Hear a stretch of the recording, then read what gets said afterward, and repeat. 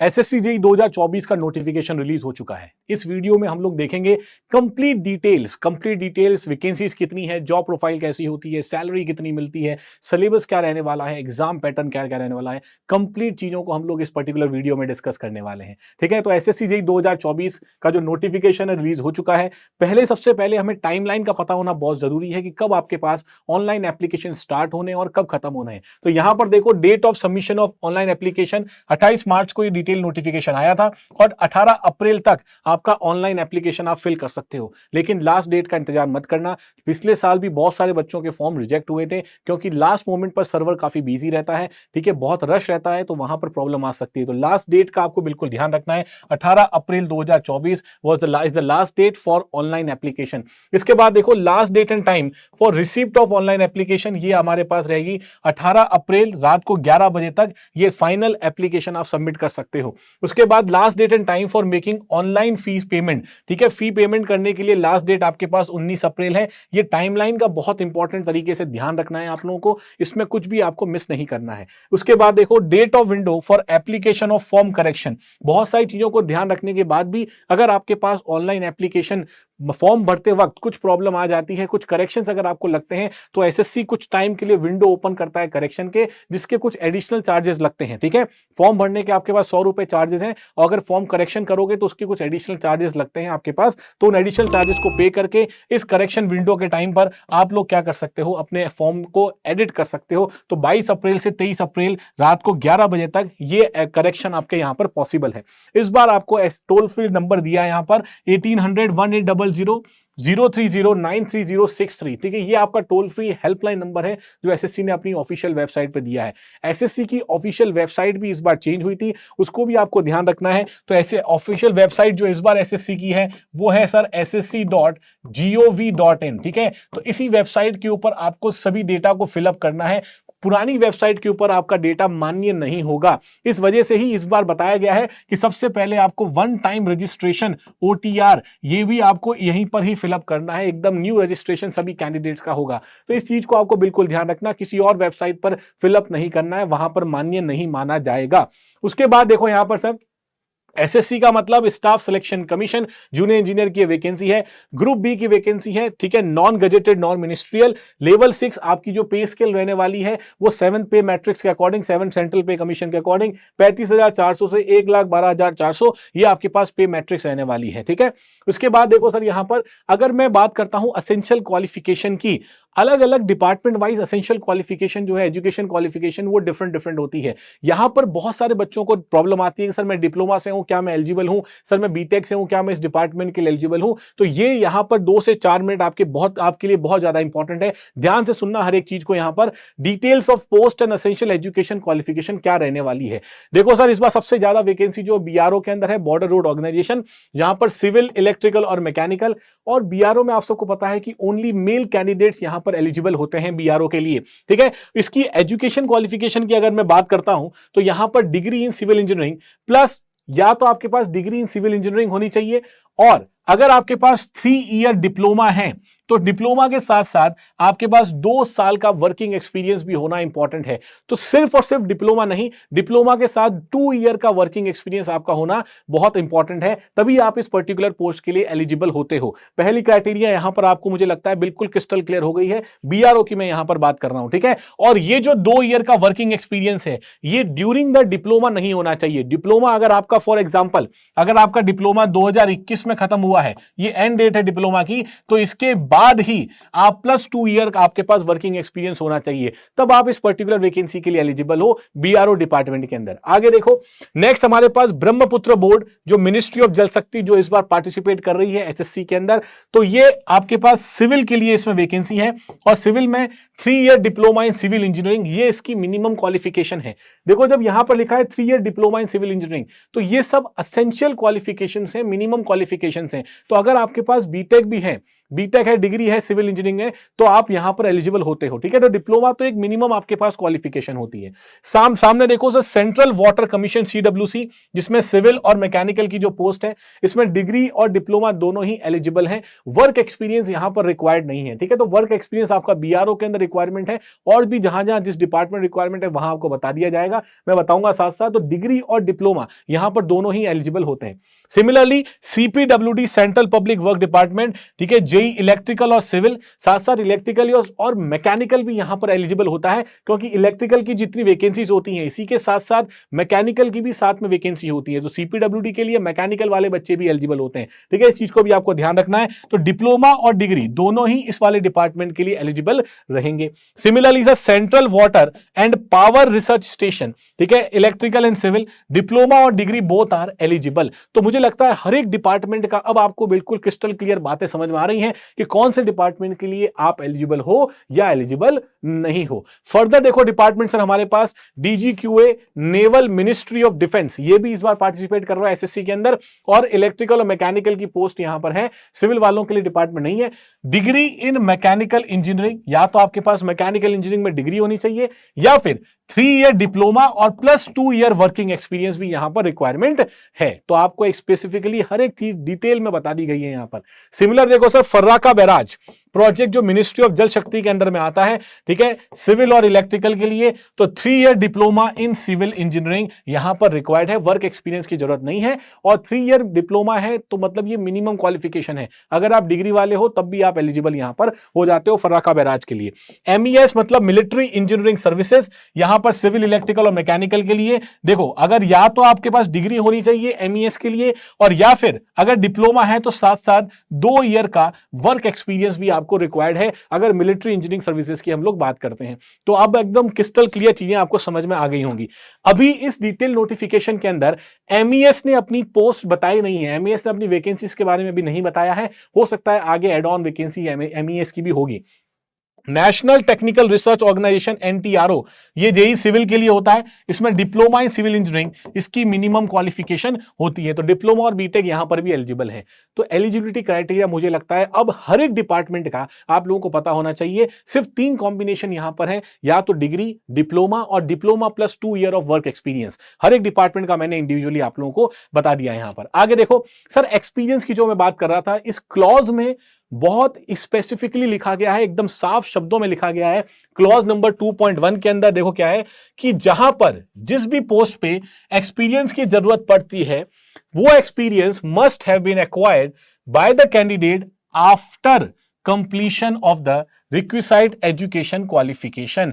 Education qualification आपने ले ली है, जो रिक्वायर्ड है एजुकेशन क्वालिफिकेशन, उसके बाद में आपका जो वर्क एक्सपीरियंस डेट स्टार्ट होनी चाहिए। इस चीज को आपको ध्यान रखना है फॉर एनी पर्सन, किसी भी पर्टिकुलर के लिए। ठीक है, एक बात और इंपॉर्टेंट है यहां पर सर कि डिग्री फ्रॉम डिस्टेंस लर्निंग और open universities are not permitted. जो डिस्टेंस लर्निंग और ओपन यूनिवर्सिटीज से डिग्रीज वगैरह है वो यहां पर परमिट नहीं की गई है इस पर्टिकुलर नोटिफिकेशन के अंदर। ये भी चीज, एक एक्सेप्शन इग्नू वाला है जो एक पर्टिकुलर लॉ के अंदर आता है, वो एक अलग एक्सेप्शन है, उसके बारे में एक अलग वीडियो में आपको डिटेल में बताऊंगा। लेकिन यहां पर आपको समझना है कि डिस्टेंस लर्निंग और ओपन यूनिवर्सिटी से अगर डिग्री है आपकी तो वो एलिजिबल नहीं है इस बार एसएससी के लिए। ठीक है, तो ये सारी बातें आपको समझनी है जो मैं आपको बता दिया कि एक्सपीरियंस रिलेटेड आपको क्या ध्यान रखना है। आगे देखो sir, age limit. Age limit को लेकर बहुत सारे बच्चे हमेशा कंफ्यूज रहते हैं कि सर क्या मैं एलिजिबल हूं, क्या मेरी एज मिनिमम क्राइटेरिया फॉलो कर रहा है, मैक्सिमम क्राइटेरिया फॉलो कर रहा है।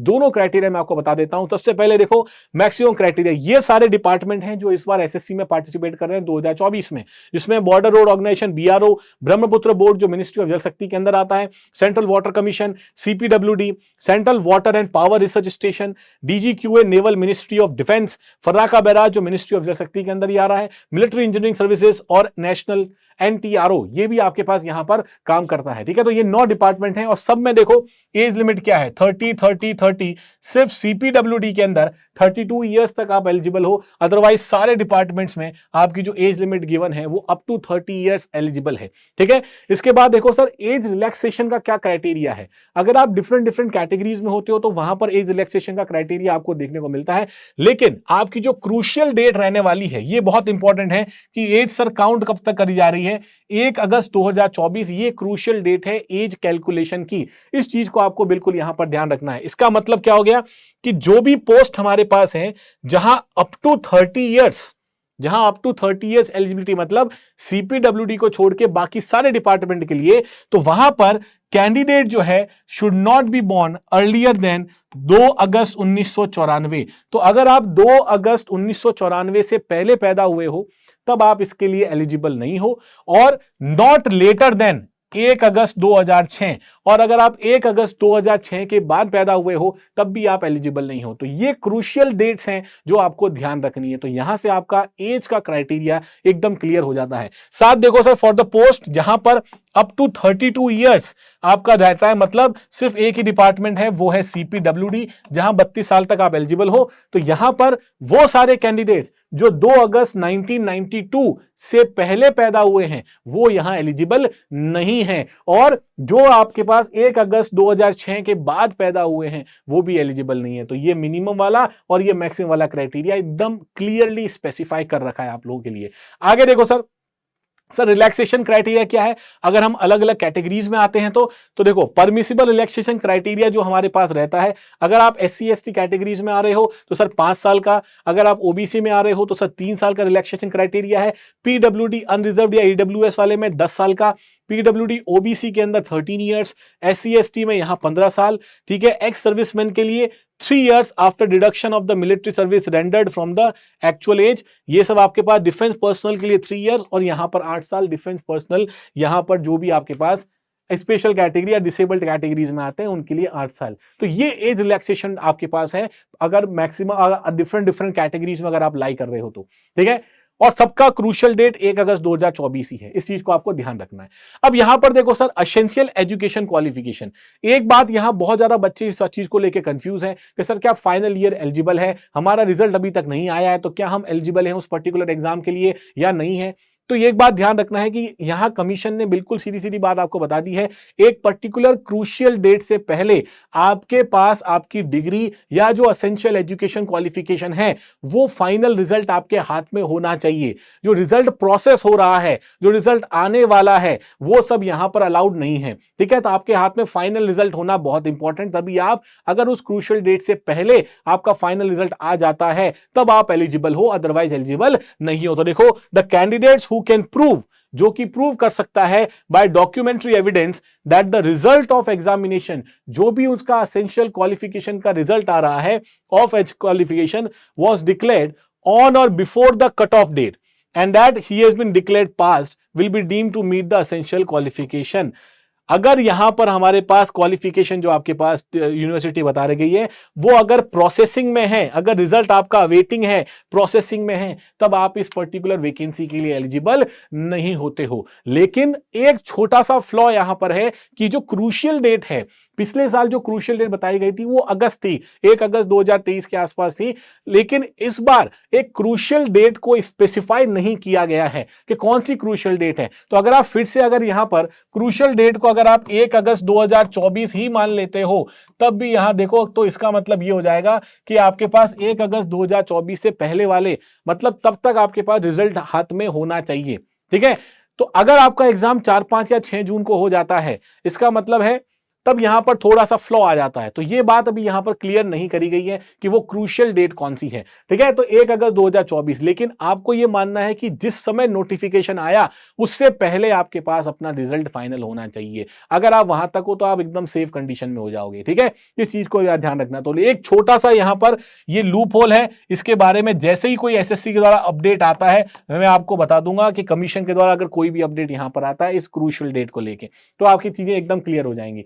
अब आगे यहां पर देखो सर कैटेगरी सर्टिफिकेट, तो जितने भी हमारे पास EWS के कैंडिडेट्स हैं जो हमेशा इस चीज को लेके परेशान रहते हैं, सर फाइनल डेट क्या है, उन्होंने पिछले फाइनेंशियल ईयर का मांग लिया, पिछले से पिछले का मांग लिया, उस चीज को एकदम स्पेसिफाई कर रखा है यहां पर कि जो भी अपॉइंटमेंट ले रहा है on the basis of EWS category must ensure that वो पजेस करता है इनकम और asset certificate valid for the financial year. कौन से फाइनेंशियल ईयर के लिए? 2024 और 25 के लिए, issued on the basis of income for the financial year 2023-24 in accordance with the DOPT OM number ये, ठीक है। तो ये आपके पास है डेटेड 2019, तो मतलब आपके पास ईडब्ल्यूएस सर्टिफिकेट जो है वो 2024-25 का on the basis of your income in 2023-24 ये आपके पास लेटेस्ट अपडेटेड होना चाहिए ईडब्ल्यूएस, तभी वो सर्टिफिकेट मान्य होगा, अदरवाइज मान्य नहीं होगा। ये ईयर आपको एकदम ध्यान रखना है। एक और बात जो 8.6 क्लॉज के अंदर है वो बहुत इंपॉर्टेंट बात है कि सर जो क्रूशियल डेट है for the claim of SC ST OBC EWS PWD या ESM स्टेटस और एनी अदर बेनिफिट, कोई भी बेनिफिट जैसे फी कंसेशन हुआ, जैसे रिजर्वेशन हुआ, जैसे एज रिलैक्सेशन हुआ एक्सेट्रा, विल बी 1 अगस्त 2024। तो मतलब जो भी रिलैक्सेशन आपके पास है हर डॉक्यूमेंटेशन के लिए क्रूशियल डेट हमारे पास रहने वाली है 1 अगस्त 2024। तो ये क्रूशियल डेट आपको ध्यान रखनी है, this will be the crucial date. अब यहां से जो एक लूप होल मैं बता रहा था आपको फ्लॉ का, अगर यहां पर आप देखोगे तो सर अगर फी कंसेशन की बात कर रहे हो, आप रिजर्वेशन की बात करते हो, आप एज रिलैक्सेशन की बात करते हो या एक्सेट्रा, अब इस एक्सेट्रा के अंदर आपका एजुकेशन क्वालिफिकेशन वाली बात भी हो सकती है, तो वो क्वालिफिकेशन एजुकेशन क्वालिफिकेशन बात भी यहां पर आ सकती है, ठीक है। तो ये आपको ध्यान रखना है कि सर 1 अगस्त से पहले पहले आपका हर तरह का डॉक्यूमेंटेशन कंप्लीट होना चाहिए, हर तरह का डॉक्यूमेंट कंप्लीट होना चाहिए, तब आप उस चीज पर्टिकुलर वैकेंसी के लिए एलिजिबल होते हो। तो एज ऑफ नाउ हम ये वाली डेट को ही मान के चलेंगे जो कि 8.6 क्लॉज के अंदर आपके पास लिखी गई है। तो एकदम बहुत ही साफ तरीके से मैंने आपको चीजें बता दी है, क्रिस्टल क्लियर तरीके से। अब यहां पर देखो सबसे बड़ी बात वैकेंसीज की, सर कितनी वैकेंसी आ रही है इस बार, और इस बार वैकेंसी देखो बहुत बढ़िया है, बिल्कुल नहीं समझना है कि सर कम वैकेंसीज हैं, अच्छी वैकेंसी है इस बार। और सबसे ज्यादा वैकेंसी बॉर्डर रोड ऑर्गेनाइजेशन में है, जहां देखोगे सिविल वाले स्टूडेंट्स के लिए 438 वैकेंसीज यहां पर आपको देखने को मिल रही है। सिमिलरली सर यहां पर इलेक्ट्रिकल और मैकेनिकल, ब्रह्मपुत्र रोड, टोटल जितने भी आपके डिपार्टमेंट है सबको मैंने बता दिया। और टोटल अगर वैकेंसी आप करोगे, कंबाइन करोगे, तो टोटल इस बार आपके पास 968 टोटल वैकेंसीज हैं ऑल डिपार्टमेंट्स को मिला के, जिसमें सिर्फ और सिर्फ सिविल की अगर देखोगे आप तो 788 प्लस वैकेंसी सिविल के अंदर आप लोगों को लिए देखने को मिलेंगी, ठीक है। लगभग 180 के आसपास जो वैकेंसीज हैं वो इलेक्ट्रिकल और मैकेनिकल कंबाइंड वैकेंसीज हैं। लेकिन इसमें अभी एक बात आपको और ध्यान रखनी है कि सर MES डिपार्टमेंट ने अभी अपनी वैकेंसी को बताया नहीं है, इसलिए मैंने 788 प्लस और 968 प्लस लिया है। MES भी अपनी वैकेंसीज आगे बताएगा तो वैकेंसीज इसमें इंक्रीज ही होंगी, ठीक है, इस बात को भी आपको ध्यान रखना है। तो लेकिन आप देखो सिविल वाले स्टूडेंट्स आपके लिए बहुत बढ़िया वैकेंसी है, लगभग 788 प्लस वैकेंसीज। MES लगभग हो सकता है 100-150 वैकेंसी और आपको लिए लाएगा, तो 800 850 के आसपास वैकेंसी आपके पास हो जाएगी SSC की। तो ये बहुत अच्छा मौका है, बहुत अच्छी अपॉर्चुनिटी है, ठीक है। आगे देखो सर, यहां पर अगर एग्जाम पैटर्न की मैं बात करता हूं तो एग्जाम पैटर्न, जैसे बहुत सारे बच्चे इस चीज को लेकर कंफ्यूज थे और बहुत रूमर्स भी थे कि सर एग्जाम पैटर्न चेंज हो गया है, इस तरह से हो गया, बिल्कुल नहीं। आपको फुल डिटेल नोटिफिकेशन में जो कमीशन की ऑफिशियल वेबसाइट से आपको मिलता है उसी के बारे में, उसी को आपको ध्यान रखना है। तो यहां पर देखो सर, अगर कंप्यूटर बेस्ड एग्जामिनेशन की बात करी जाए तो एग्जाम पैटर्न आपके पास होगा कि एक पेपर 1 होगा जिसको आप लोग CBT 1 कहते हो, एक आपके पास पेपर 2, और ये भी कंप्यूटर बेस्ड ही होने वाला है। जो पैटर्न पिछली बार चेंज हुआ था उसी पैटर्न के अकॉर्डिंग काम होगा, मतलब CBT 2 यहां आपके पास रहने वाला है, ठीक है। CBT 1 में आपके पास general intelligence and reasoning 50 number की होती है, ठीक है, और 50 मार्क्स की होती है, एक क्वेश्चन 1 मार्क का। आगे देखो जनरल अवेयरनेस भी सर 50 क्वेश्चन 50 मार्क के, और आपके पास जनरल इंजीनियरिंग मतलब सिविल की बात करो, इलेक्ट्रिकल की बात करो या मैकेनिकल की बात करो तो सर यहां पर 100 क्वेश्चन रहने वाले हैं। मतलब टोटल पेपर आपके पास सर 200 क्वेश्चन का टोटल पेपर रहेगा CBT 1 में, और 2 घंटे का समय आपको यहां पर मिलने वाला है, ठीक है। तो एकदम सेम पैटर्न है CBT 1 का जैसा हमेशा से फॉलो होता आया है। CBT 2, बहुत बच्चे इस कंफ्यूज से सर डिस्क्रिप्टिव तो नहीं हो गया वापस से, नहीं, CBT 2 ही आपको देखने को मिलेगा, और यहां प्योरली टेक्निकल होता है ये सिविल, इलेक्ट्रिकल और मैकेनिकल के लिए। और यहां पर भी आप अगर देखोगे तो टोटल नंबर ऑफ क्वेश्चंस आपको देखने को मिलेंगे 100, और यहां देखोगे तो मार्क्स आपके पास मैक्सिमम है 300 मार्क्स, मतलब एक क्वेश्चन आपके पास यहां पर 3 मार्क्स का रहने वाला है CBT 2 के अंदर, ठीक है। तो ये चीज सारी आपको यहां ध्यान रखनी है, this is the examination pattern. तो यही आपका लेटेस्ट एग्जामिनेशन पैटर्न है। एक बात और ध्यान रखो सर यहां पर कि देखो लैंग्वेज की जो प्रॉब्लम आती है और बार बार आपको कंफ्यूजन रहता है, paper 1 and paper 2 will consist of objective type. सबसे पहली बात तो ऑब्जेक्टिव टाइप क्वेश्चन आएंगे, मल्टीपल चॉइस क्वेश्चन रहने वाले हैं, only and the questions will be set, देखो यहां पर both in Hindi and English, तो दोनों ही भाषाओं में आपके पास क्वेश्चंस रहेंगे वहां पर, ये बात एकदम क्लियर है। नेगेटिव मार्किंग भी आपको देखने को मिलेगी 0.25 मार्क्स की सीबीटी 1 के अंदर, ठीक है, फॉर ईच रॉन्ग आंसर, और paper 1 marks for each wrong answer in paper 2। Candidates are therefore advise to keep this mind. और देखो यहां पर 1 मार्क मतलब सर यहां पर 1/3 नेगेटिव मार्किंग रहेगी किसके अंदर, पेपर 2 के अंदर। तो हर 3 मार्क का एक क्वेश्चन है, 1 मार्क आपका डिडक्ट होगा, 1/3 की नेगेटिव मार्किंग पेपर 2 में है, और 1/4 की नेगेटिव मार्किंग पेपर 1 के अंदर आप लोगों के लिए रहेगी। एक और चीज आपको ध्यान रखनी है सर, पेपर 2 के लिए सिर्फ और सिर्फ पेपर 2 ओनली, सिर्फ और सिर्फ पेपर 2 के लिए आप अपनी slide rule, logarithmic table, steam table ये सब ले जा सकते हो। साइंटिफिक कैलकुलेटर की फैसिलिटी पेपर 2 के लिए अवेलेबल है, पेपर 1 के लिए नहीं है, ठीक है। They are not allowed to use such aids in paper 1, ये सब चीजें पेपर 1 के अंदर अलाउड नहीं है आपके लिए, तो इस चीज को भी एकदम क्रिस्टल क्लियर बता दिया गया है, ठीक है। अब यहां पर देखो, The dates of examination indicated in the notice are tentative। जो एग्जामिनेशन डेट्स हैं ये एसएससी ने, कमीशन ने बिल्कुल क्लियर कर दिया आप लोगों के लिए कि ये टेंटेटिव डेट्स हैं, चेंज हो सकती हैं, और जहां तक मेरा मानना है बिल्कुल थोड़ा सा आगे शिफ्ट होगी, बिकॉज इलेक्शन का माहौल रहता है, हो सकता है थोड़ा 15 दिन हो जाए, लेकिन आपको ये सारी बातें अपने माइंड के अंदर डिस्ट्रैक्शन के फॉर्म में नहीं रखनी है, आपको तैयारी करनी है ये दिमाग में रखते हुए कि एग्जाम 4, 5, 6 जून को ही है, ठीक है, इस चीज को ध्यान रखना। लेकिन यहां मैंने आपको बता दिया है कि सब डेटा जो एग्जामिनेशन शेड्यूल है वो टेंटेटिव है। आगे आ जाओ सर, अगर हम डिटेल में सिलेबस की बात करते हैं तो देखो 2 पैटर्न आपके लिए बहुत इंपॉर्टेंट है, एक है नॉन टेक, दूसरा है टेक्निकल। तो नॉन टेक के अंदर 50 मार्क्स की रीजनिंग आपको देखने को मिलती है। रीजनिंग की बात करोगे तो जनरल इंटेलिजेंस रीजनिंग लगभग 50 मार्क्स की आपके पास है, और ये आपका एक गोल्डन पॉइंट होता है, यहां 50 में से 50 भी आप स्कोर कर सकते हो, और अगर अच्छी मेहनत करते हो तो 45 प्लस तो बहुत आराम से स्कोर कर सकते हो। तो रीजनिंग में क्या रहने वाला है सर, एनालॉजीज हो गया, सिमिलैरिटीज हो गया, डिफरेंसेस हो गया, स्पेस विजुअलाइजेशन हो गया sir, problem solving, analysis, judgement, decision making, visual memory, discrimination observation, relationship concept, arithmetical reasoning, verbal figure classification, number series, ये सब आपके पास यहां पर रहने वाले हैं। रीजनिंग का सिलेबस कंप्लीट, सिलेबस को ओरिएंटेड आपको पढ़ाई करनी है, सिलेबस को समझना बहुत ज्यादा इंपॉर्टेंट है।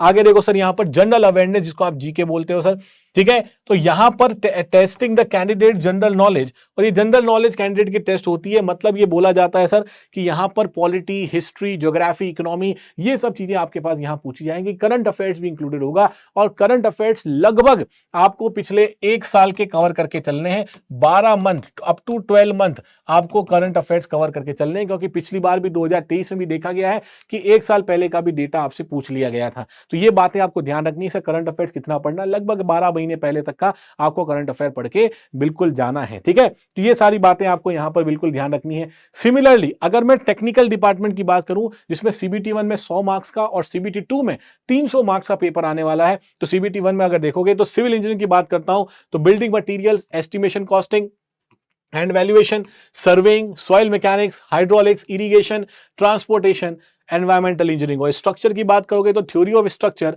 कंक्रीट टेक्नोलॉजी, आरसीसी और स्टील डिजाइन, ये सब्जेक्ट्स हमारे पास रहने वाले हैं सिविल इंजीनियरिंग के अंदर। सिमिलरली इलेक्ट्रिकल के अंदर basic concepts, circuit law, magnetic circuit, AC fundamentals, measurement and measuring instrument, electrical machines, fractional kilowatt motors and single phase induction motors, synchronous machines, generation, transmission and distribution, estimation and costing, utilization and electrical energy, और basic electronics। जो syllabus आपको दिया गया है उसी के according आपको पढ़ाई करनी है, एकदम डिटेल में बता दिया गया है। मैकेनिकल वालों के लिए देखो theory of machines and machine design, engineering mechanics आपके पास है, यहां पर स्ट्रेंथ ऑफ मटेरियल्स है, properties of pure substances, first law of thermodynamics, second law of thermodynamics, air standard cycles for IC engine performance system, boilers, classification, specification, ठीक है, lubrication, Rankine cycle, fitting and accessories, air compressors and their cycles, refrigerant cycle, principle of refrigeration, ये सारी चीजें यहां पर आपके पास हैं,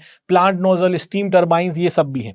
properties and classification of fluids, जिसमें fluid statics, measurement of fluid pressure, fluid kinematics, dynamics of ideal fluids, measurement of fluid, ये सब चीजें आपको यहां पर बिल्कुल साथ में पढ़ के जानी है। तो this is the detailed syllabus of civil engineering, electrical engineering and mechanical engineering. Syllabus oriented ही हमें यहां पर स्टडी करना है, इस बात को बिल्कुल ध्यान रखना है सर।